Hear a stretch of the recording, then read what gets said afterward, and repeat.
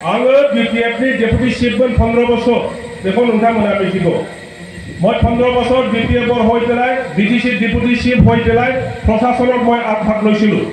কিন্তু আমি 15 বছৰত যি কামটো কৰিব পৰা নাই আজি 4-5 বছৰত প্ৰমোদ বড়ো আৰু তেখেতৰ সতীৰ্থসকলে দিনে ৰাতি কাম কৰি পেলাই ৰাইজৰ অভাৱ অভিযোগটো তেখেতসকলে বুজি পেলাই এই কামটো কৰিবলৈ সক্ষম হৈছে মই তেখেতক মোৰ অন্তৰৰ পৰা কোটি কোটি মই ধন্যবাদ দিছোঁ আপোনালোকৰ পেলাই আমি কিয় আন্দোলন কৰিব লগা হৈছে जों माना आंदोलन खालामो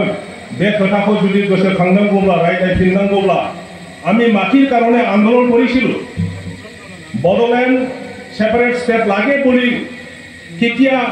এই কথাটো ওলাই আহিল আমাৰ মানুহসকলে ট্ৰাইবেলসকলে কি বিচাৰিছিল যুগ যুগ ধৰি এই গোৱালপাৰা জিলাত মই বেলেগ অঞ্চলৰ কথাটো নকওঁ গোৱালপাৰা জিলা আজি ধুবুৰী জিলা কোকৰাঝাৰ জিলা আমাৰ চিৰাং জিলা বঙাইগাঁও জিলা আৰু গোৱালপাৰা এই চাৰিটা জিলাত 80% ভাৰত স্বাধীনতা যেতিয়া হ'ল 80%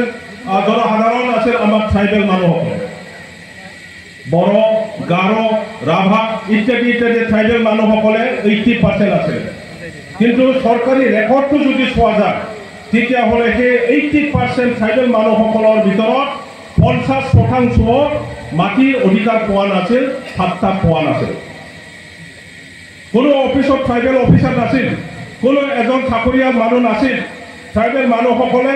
অসমীয়া নাজানে হিন্দী নাজানে বঙালী নাজানে ইংলিছ ভাষা নাজানে তেখেতসকলৰ পিন্ধা তেখেতসকলৰ ভৰিত চিন্দেল নাথাকে জোতা নাথাকে ফাৰা চিৰা চোলা পিন্ধি পেলাই ঘূৰা ফুৰা কৰিব লগা হৈছিল আৰু যেতিয়া সেই ট্ৰাইবেল মানুহসকলে অফিসত গৈছিল তেতিয়া কোনো অফিসাৰে তেখেতসকলৰ কথা ভাষা নাছিল মাটিৰ নাম জানি কথাটো বাদ দিয়ক এই তেনেকুৱা নেগলিজেন্স তেনেকুৱা এটেনশ্যন নপোৱাৰ কাৰণে লাহে লাহে আমাৰ ট্ৰাইবেল মানুহসকলে বিৰক্ত হৈ গৈছিল ইয়াৰ কাৰণে মাটিৰ ওপৰৰ অধিকাৰ বিচাৰিয়ে এই বড়ো আন্দোলন বড়োলেণ্ড লাগে এই কথাটো অট'মেটিকেলি ওলাই আহিছে আজি जेरै गोदान मोनसे सुरु जाबाय बिटिसि जाबाय बिटिआर जाबाय आरो बेखौ सालायनायनि दायित्वआ बे राजनैतिक अर्थनैतिक समाजनैतिक गासिबो दिग दिगाखौ नायनायनि जे अधिकार गणतान्त्रिक अधिकार सांबिधानिक अधिकार बे अधिकारखौ दिनै जोंनि जायगानि दैदेनगिरि दिनै अपिपिएलनि दैदेनगिरिफोरनि आखायाव दिनै बियो फैबाय आरो बिथांमोननि दैदेननायाव आङो बिपिएफनि डेपुटी चिफमोन 15 বছর बेखौ नोंथांमोना मिथिगौ मैं 15 বছর बिपिएफर হৈ পেলাই বিটিসি ডেপুটি চিফ হৈ পেলাই প্ৰশাসনত মই আগভাগ লৈছিলোঁ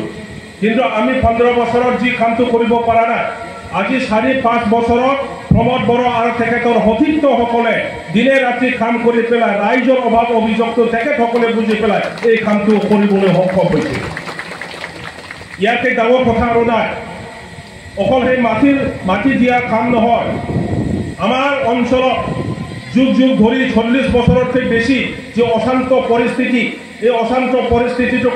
কেনেকৈ শান্তিত আনিব পাৰে ইয়াৰ কাৰণে তেখেতসকলে কাম কৰি আজি সঁচাকৈ আমাৰ সমাজৰ আমাৰ অঞ্চলত সাৰা পৃথিৱীত জনাতকৈ বেছি আৰু শান্তি ইয়াত আহি অহাটো আমি উপলব্ধি কৰিব পাৰিছোঁ আমিয়ে এনজয় কৰিব পাৰিছোঁ